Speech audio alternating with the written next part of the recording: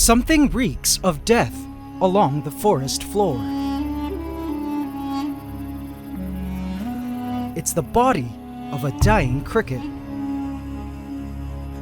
Its skull had been crushed in, and its abdomen slashed to expose its fresh guts within. Suddenly, the cricket bursts in a quick flailing of its limbs. Though the cricket had been executed several minutes ago, it is still capable of movement, because insect brains are made up of nerve clusters called ganglia, which are located along the center of the cricket's body. As you'll see later, even if its head were to be cut off, it would still be able to move. But though this gory sight may appear gruesome at the onset, this insect has become a sacrifice for a greater cause, and that cause is about to come swarming at any moment. And you all are about to become witnesses to this great natural event, the Great Ant Feeding. Welcome to the AntsCanada Ant Channel. Please subscribe to my channel and hit the bell icon. Welcome to the AC family. Enjoy. AC family, behold our carpenter ant colony known as the Redwood Warriors, living in an AC ant tower ant farm, outfitted with wood. These lucky ants were the chosen colony based on a collective vote by you guys in a community tadpole that will be fed for the very first time in a new and exciting way that is truly natural to them. You see, usually the colony receives their food placed directly into the ant farm, but today, these ants will receive a brand new hunting ground. A large living space we ant keepers call an outworld, which to the ants simulate the outside world, where the ants could explore and hunt for food. You guys will love their reaction to their new outworld, as well as the ultimate feeding event in their outworld. So do keep on watching until the end. Alright, so let's get to it. AC family, it's time we create a brand new and magical world for our ants. A naturalistic living space they'll love. An outworld that will blow their little ant minds. AC family, behold the transparent universe that will become the Redwood Warriors' new outworld. It is called an AC Outworld from AntsCanada.com. It's a luxurious piece of ant housing tech. Let me show you around. I love housing ant colonies in these AC Outworlds for several reasons. For one, it's got great side and top ventilation for the ants and organisms that will be living inside it. It's got a pretty neat cover, perfect for ant keeping, with a ventilated lid, a feeding chute for easy feeding, and an outer lid for placing an ant barrier like Vaseline or baby powder to keep the ants from crawling out when opening the outworld. The outworlds have a lot of vertical space, which is great for ants that love to explore varying altitudes. And they even have a removable bottom floor in case you want to stack the outworlds on top of each other to create a super high living space for the ants. There are 2 entrance ports at the back, here and here. Alright AC family, and now it's time to do what we do best. Let's give this outworld some life, shall we? First, I poured a layer of gravel along the bottom. This will act as a drainage layer so the soils don't become too waterlogged. I used to skip this step when building terrariums, but I would always regret it because watering always became a problem without it. And after an hour of work, this is what the new outworld looked like. AC family, behold the mystical forest of Crimzonia, the new hunting grounds of our Redwood Warriors. Isn't it pretty? Come, let me show you around. Crimzonia is a lush world of plants, stones, mosses, soils, vines, and branches. One of my favorite features is this lush moss carpet. It gives the territories a true foresty feel. Rocky outcrops give the lands the feel of rough terrain, and the lush ferns growing along the back create an awesome forest environment that I feel will make the carpenter ants feel right at home. The most prominent feature of these hunting grounds, though, is the white gravel path. It's here where I hope to place the ants' food, right where we can see them. I love adding paths like this in my outworlds because it gives the habitat a sense of dimension and depth, and I think it looks super darn cool, wouldn't you say? Here's what the entrance ports into the outworld look like, here and here. Alrighty, Sea Family, I couldn't wait to watch our ants react to their new outworld. Do you think they'll like it? Well, there's only one way to find out. It's time to place in the food to begin the feeding process. In goes a wounded cricket. As mentioned in past videos, I prefer to semi-kill prey insects because I find it's less cruel, and since the ant colony is still young with few members, it will be easier for the ants. Perhaps once the colony is much larger and the ants have the ability to kill the prey swiftly, I may consider offering prey insects somewhat more alive. Alright, and now to plug one of the entrance ports with an AC plug. We can plug another living unit to this spot in the future, and in the other entrance port, a tube where the ants will be able to enter the outworld. And now, all was set. Send in the Redwood Warriors! Let's open up the nest and have a peek. There they were, shining a light into the queen's chamber, and wow, look at all that brood. They were surely hungry, as it had been a week since they last ate. There were 2 ants above ground, assumingly looking or waiting for me to feed them their next meal.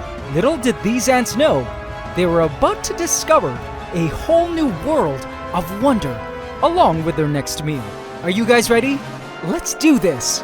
I removed the AC plug from one of the exit ports and connected the tube. And done! The ants were now officially connected to Crimzonia. Let's watch. It didn't take long for an ant to get a whiff of Crimzonia in the distance, coming from the exit port. That's funny.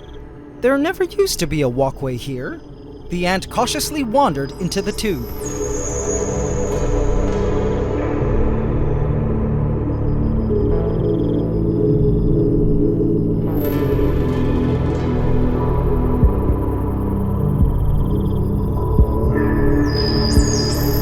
And off it went.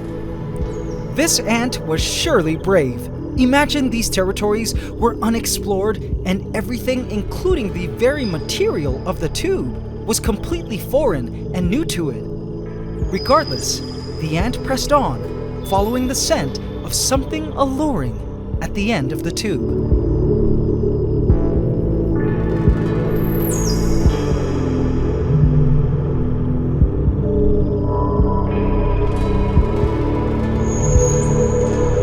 I watched and waited patiently to film the ant's titanic entry into the uncharted lands of Crimzonia. But to my surprise, it didn't come through. What? I checked the tube and spotted the ant running back home. Oh? I guess it wanted to inform the others before proceeding further, or call for backup? Looking at the colony, it was at this time that I noticed one of the rooms below had some funny growths. Mold. Looks like this is where they were storing their garbage or leaving their droppings. Usually this mold isn't too much of a danger for the ants, because in nature little creatures like mites and springtails would eat up this mold. But in this sterile ant farm, there was no such cleanup crew for the ants, which made the need for this outworld even more imperative at this time, because the soils surely contained little mites and springtails which would multiply in the outworld and eventually find their way into this ant tower to eat up all this mold. I couldn't wait for that biological balance to establish over time. Another ant came right up to the end of the tube, but turned around. What gives?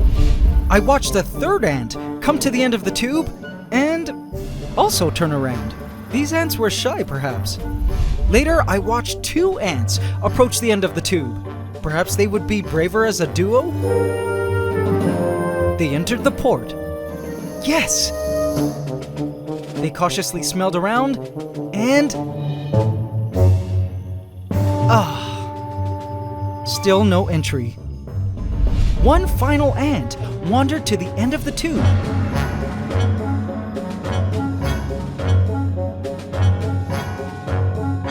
Entered the port.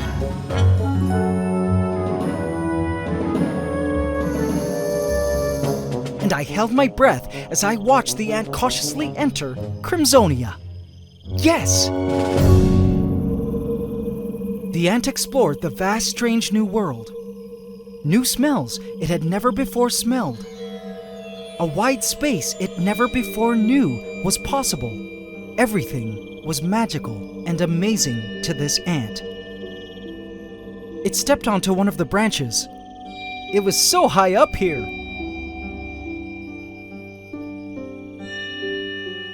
For the next few moments, I watched the ant explore the immediate area, then make its way down. At this point, I could tell the ant had explored enough for now and needed to report these new territories back to the colony. But for anyone who wondered if ants ever get lost, just watch this ant desperately trying to remember where the entrance to these lands was. It circled around and around, trying to find the opening it had previously come through. If an ant didn't lay down enough pheromone trail on the way in, it may have a hard time backtracking its steps.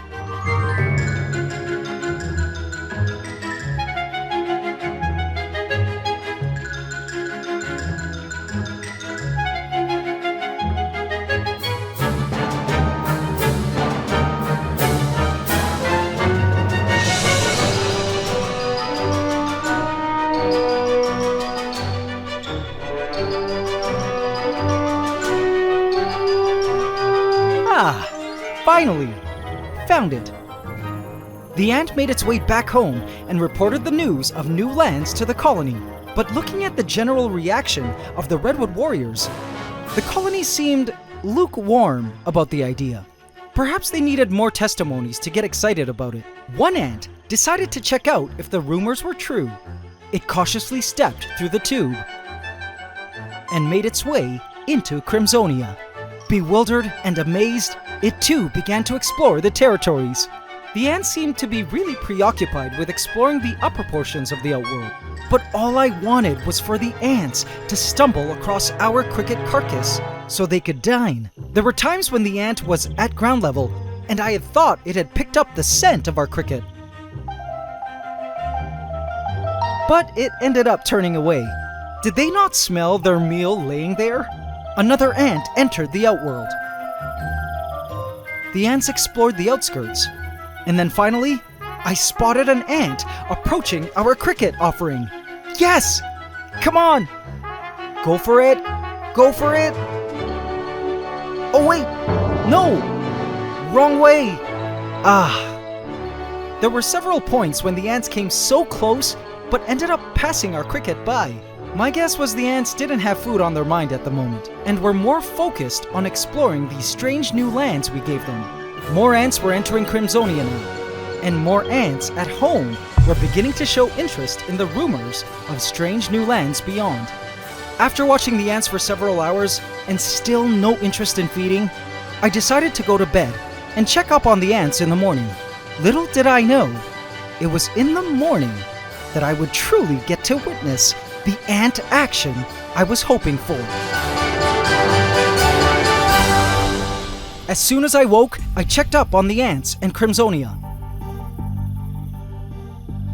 The cricket was still there, but had been moved from its original spot. Its head had also been removed. Checking the tube, I see that the ants had attempted to carry a leg back to the nest, but decided to leave it there for some odd reason. Strange. I peeked into the nest. Nice. Looks like the brood had their fill of cricket meat. See the darker areas? The colony looked overall simply content. I was sad that I had missed all that feeding action for the first night in Crimzonia. But that was until I decided to offer some sweet jelly. An ant found the jelly instantly. I suppose the ants had completed their exploration of the lands and were now much more open to feeding. The ant filled up its social stomach, then made its long trek back to the nest, leaving a pheromonal trail on the way back home through the tube, and back to the nest where it informed the others of the sweet jelly. Soon 2 ants were feeding, and they too headed back to the nest to confirm there was some delicious sweet jelly in the strange new world outside. Soon there were 3 ants, and I was surprised to see an ant feeding from our cricket. Eventually, Crimzonia became the site of a feeding fest for the Redwood Warriors. As I watched the ants eating to their heart's desire, my heart was full. I guess it took some sweet jelly to really get the ants excited about their new hunting grounds, which, after thinking about it, made so much sense, because last week we fed them a lot of protein. It was the carb they were looking for most now. Man, look at the ants feasting on that head! Later I peeked into the nest and was super happy to see our ants just full of food, and the babies also quite full. And looks like they went back to finally bring that cricket leg into the nest to chew on. It must taste like delicious crab legs. What do you guys think? As I watched the colony going about their natural behaviors as they would in the wild, I felt glad that I had brought them yet another step closer to a naturalistic way of life. I knew it wouldn't be long before this colony would explode in population. And now, they had a huge outworld in which to go grocery shopping. The outworld will also provide the ants a new place to dump their garbage, where soil creatures would go on to further break it down, to thereby provide nourishment for the plant life in Crimzonia. We had created a magnificent little biological system, which would only grow in splendor over time. By the way, guys, real quick, if any of you have wanted to get into the ant keeping hobby with me, and you're interested in a great beginner ant farm, these AC Ant Tower Smalls are now at 20% off at AntsCanada.com until January the 1st, as well as our AC Hybrid Nest Minis. And, on top of that, if you use the promo code AntLoveForever21, you get our Ultimate Ant Keeping Handbook ebook, complete with care guides on specific commonly kept ant species, totally free, which you can add to your cart before checking out. They make an awesome holiday gift for anyone who loves ants. We ship worldwide and offer full email support if you need our help. Plus, if you didn't catch a queen ant this season and need ants, just visit the Queen Ants for Sale tab to look for ant colony sellers in your area. Just a reminder, if you're outside the US, it's too late for pre-Christmas delivery, but if you're in the US, you still have until December 17th to order to receive your package before Christmas on December 25th. Regardless, this promo continues until January the 1st, 2021. So, order now, because we have a limited supply before they run out for the year. I'd love for you guys to keep ants with me. It's super easy and fun. And so concludes another epic day in the age of the carpenter ants on this channel. Until the next epic ant story, thank you all for watching and supporting the ants. It's Ant Love forever.